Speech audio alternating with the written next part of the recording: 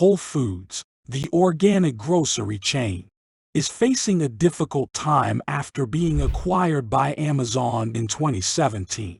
Experts say that Whole Foods is Amazon's biggest risk, and the company is shuttering several Whole Foods stores due to fears of retail bankruptcies in the sector. Despite being one of the pioneers in the sector and helping health food and organic food become mainstream, Whole Foods has been facing several economic challenges. These include razor-thin margins, competition from other retailers offering similar products, and increasingly price-conscious consumers. The cost of living crisis and persisting inflation have financially squeezed U.S. consumers, causing them to cut back on their spending. Grocery chains considered to be on the pricier side are taking a massive hit, and Whole Foods is no exception. The company has faced ridicule on TV and social media for its significantly higher prices than its rivals, and for some very nonsensical products. For instance, comedian John Oliver is particularly fond of its asparagus water. In recent years, Amazon has revealed plans to open over 40 new stores since 2018, but only 26 are still standing. Throughout that time, there have been closures as well, including shutting down the entire lower-cost Whole Foods 365-store brand. Now, the supermarket chain is in the news once again after it announced the shutdown of a flagship store in San Francisco. The company is closing its doors only 1 year after opening there, citing horrible street conditions outside as the reason. The lack of law enforcement agents in the region and a growing atmosphere of unsafety were not only resulting in major financial losses but also endangering employees. To ensure the safety of our team members, we have made the difficult decision to close the Trinity store, a Whole Foods spokesperson told Bears Life. Overall, Whole Foods is facing a difficult time as fears of retail bankruptcies grow across the sector. The company's higher prices and economic challenges are causing sales to decline, and the closure of several stores is adding to its troubles. With the ongoing cost of living crisis and persisting inflation, it remains to be seen how Whole Foods will fare in the future. Whole Foods, the organic supermarket chain, is facing a tumultuous time under Amazon's ownership, with closures in several states and a significant decline in sales. The company's latest setback occurred when it announced the closure of its flagship store in San Francisco, only 1 year after opening, citing safety concerns and financial losses.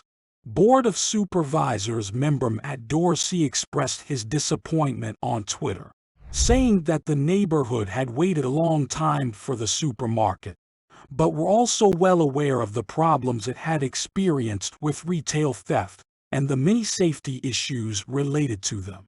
Customers also shared their frustration with the closure, with some noticing an increase in shoplifting at the location and others pointing to empty shelves of basic staples. The San Francisco store is not the only one on the retailer's chopping block, with closures announced in Alabama, California, Illinois, and Massachusetts, as well as in New Mexico, Utah, Arizona, Georgia, and Colorado. The location getting the axe were reviewed as underperforming or unprofitable. The company's struggles have led retail experts to argue that Whole Foods is Amazon's biggest risk. According to analysts with the Wall Street Journal, Amazon's new CEO, Andy Jassy, faces a daunting challenge as the upscale grocery chain continues to fall short of earnings expectations amid rising inflation. A significant problem is that Amazon is still trying to develop a successful brick-and-mortar business. Whole Foods' high prices compared to its rivals have made it a target for jokes on social media, and it is losing sales as cost-conscious consumers are cutting back on their spending. The closures of its stores are raising concerns about Amazon's ability to efficiently manage its many businesses, especially since the e-commerce giant has recently announced the closure of many of its physical retail locations. The volatility faced by the company makes it imperative for Whole Foods to restructure and reorganize to reduce its inefficiencies if it wants to survive. The closure of the San Francisco flagship store has caused disappointment and frustration among customers and politicians alike. Chicago Mayor Lori Lightfoot said the Whole Foods closures in the area were disappointing, and that her administration would work to repurpose these locations in a way that continues to serve the community and support surrounding businesses. The closure of Whole Foods stores across the country is a significant challenge for Amazon, and the company needs to take swift action to address the situation. Whole Foods has long been known for its high prices, leading some customers to dub it Whole Paycheck. However, customers are now raising concerns about the quality of the products sold at the upscale grocery chain.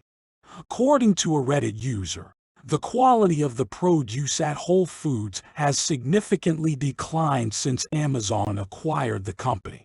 Customers have reported finding flies in the onion bin, potatoes that sprout within days, and pithy apples, among other issues.